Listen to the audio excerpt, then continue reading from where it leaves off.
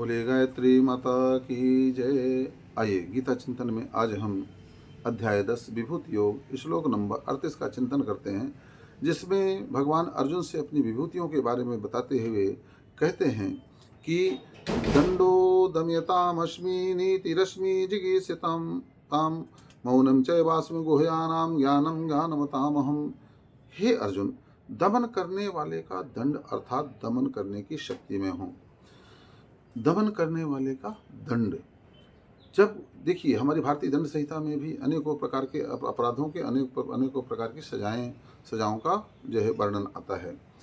अर्थात वह जो है दंड की शक्ति भगवान कहते हैं मैं हूँ। क्योंकि वह अन्याय और अनीति के लिए उस शक्ति का उपयोग किया जाता है। तो जो अन्याय और अनीति के लिए को दबाने के लिए, उसको मिटाने के लिए और नैतिक व्यवस्था को बनाने के लिए, नीति के लिए जब कोई कार्य किया जाए तो वो भगवान की विभूति होती है। तो वह दंड भी मैं हूँ। कठोर से कठोर, किसी को फांसी की सज़ा होती, किसी को कारावास की आजीवन कारावास की सज़ा होती, किसी को, तो भगवान कहते वो मैं ही हूँ।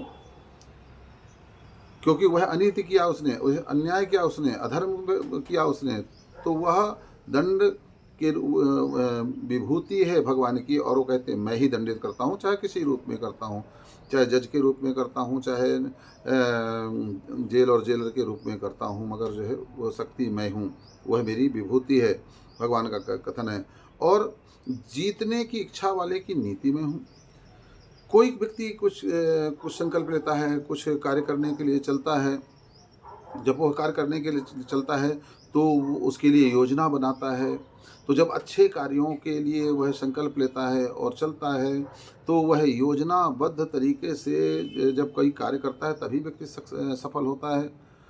केवल एक संकल्प लेकर के घर में बैठे रहने से तो कोई संकल्प पूरे होते नहीं हैं। बड़े से बड़े कार्य जो भगवान स्वयं करवाना चाहते हैं, किसी व्यक्ति से करवाना चाहते हैं, तो वह प्रेरणा स्वरूप भी उससे सब कुछ जो चाहते हैं, वो प्रेरणा भी योजना बनाने की देते हैं कि तो ऐसी योजना बना, तो ऐसा कर, तो ये कर, तो वो कर। तो इस तरीके से योजनाबद्ध तरीके से जब वो कोई कार्य करता है और तभी वह सक्सेस होता है, तभी वह पूर्णता को कार्य को पूर्णता तक पहुंचा सकता है।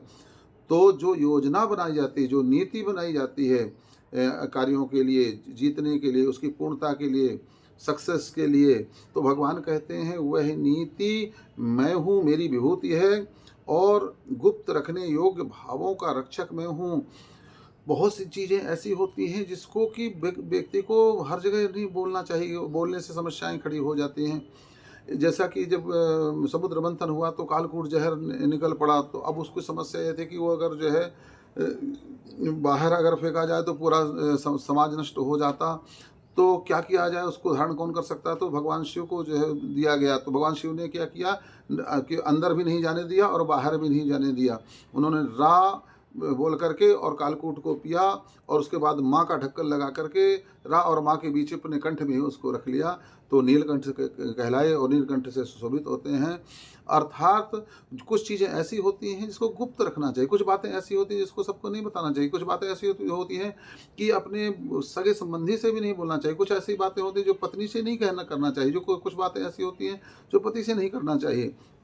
मगर पचाने की क्षमता बहुत कम लोगों में होती है, और जो जिसके अंदर पचाने की क्षमता होती है, जो मौन रखने, मौन की शक्ति को जानता है, और जो मौन रह जाता है उसको किसी को उकसाने के बाद में भी वह नहीं बोलता है, आवेश में नहीं आता है, क्रोध में नहीं आता है, चुप रह जाता है, मौन रह जाता है, तो बोलते हैं वह मौन, भगवान कहते हैं कि मैं हूँ जो है भावों का रक्षक उन।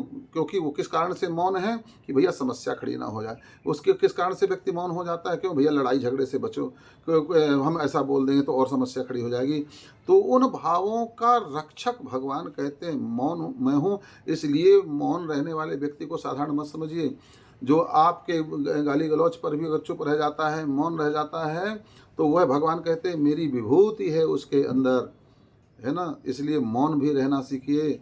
हर बात को हर जगह यह मत जो है बकते रहिए, पचाने की क्षमता रखिए।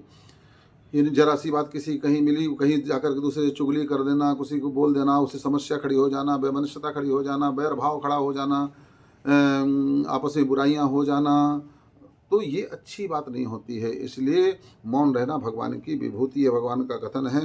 और ज्ञानवानों का भगवान कहते हैं तत्व ज्ञान मैं हूँ। तो ज्ञान तो बहुत प्रकार के होते हैं, और संसारिक ज्ञान में तो बहुत व्यक्ति जो है स्पेशलाइजेशन करता है, अनेकों हर एक विषय के स्पेशलाइजेशन होते हैं। मगर उन स्पेशलाइजेशनों में जो सबसे श्रेष्ठ स्पेशलाइजेशन है वह आत्मज्ञान है, जो आपके अंदर है, जो किताबों में नहीं लिखा है, जो कहीं ग्रंथों में नहीं मिलेगा, जो बाहर से जानकारियों से प्राप्त नहीं होता, केवल अपने अनुभव से, अनुभूति से अपने अंदर उतर करके जो उस तत्व के ज्ञान को व्यक्ति जानता है, वह व्यक्ति सर्वश्रेष्ठ इसीलिए बन जाता है। भले वह कोई स्कूल नहीं गया, कॉलेज नहीं गया, पढ़ा लिखा नहीं है, अंगूठा छाप बाहर से देखने में हो, मगर जब अंदर का ज्ञान, जब ध्यान के द्वारा, साधना के द्वारा, पवित्रता के द्वारा, शुचिता के द्वारा, योग के द्वारा, जब वह अंदर भगवान ज्ञान को जो प्राप्त करता है, जिसको भगवान ने कहा है नहीं ज्ञानेन सदृशम पवित्र में विद्यते तत्स्वयं योग संसिद्धिम कालीन आत्मन विन्दति। कौन सा ज्ञान? जो योग की सिद्धि के द्वारा कुछ समय के बाद में जो अंदर प्राप्त होता है, उसको तत्व ज्ञान कहते हैं, उसको आत्मज्ञान कहते हैं, उसको सम्यक ज्ञान कहते हैं। तो जब वह ज्ञान हमें प्राप्त होता है तो वह तत्व ज्ञान भगवान कहते हैं वो मेरी विभूति है। बाकी तो सारे संसार के ज्ञान पढ़ाई लिखाई के पेट पालू विद्या है, पेट पालू। बोलिए गायत्री माता की जय।